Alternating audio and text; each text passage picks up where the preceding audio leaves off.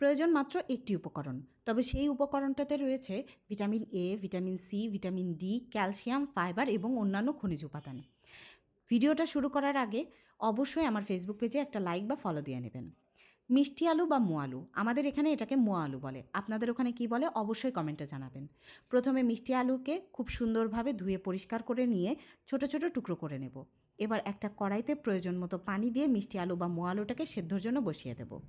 মিষ্টি আলু বাচ্চাদের জন্য খুবই উপকারী, কারণ এটি বাচ্চাদের রোগ প্রতিরোধ ক্ষমতাকে বৃদ্ধি করে, দৃষ্টিশক্তিকে প্রখর করে, হাড় এবং দাঁতের গঠনে সহায়তা করে এবং ফাইবার সমৃদ্ধ হওয়ার কারণে হজমও খুব দ্রুত হয় এবং বাচ্চাদের কোষ্ঠকাঠিন্য দূর করে। পানিটাকে একদম শুকিয়ে নিতে হবে, ঠিক যেমনটা ভিডিওতে দেখাচ্ছি। এবার মিষ্টি আলুটাকে খোসা ছাড়িয়ে ম্যাশ বাটিতে নিয়ে সুন্দর করে ম্যাশ করে নিতে হবে।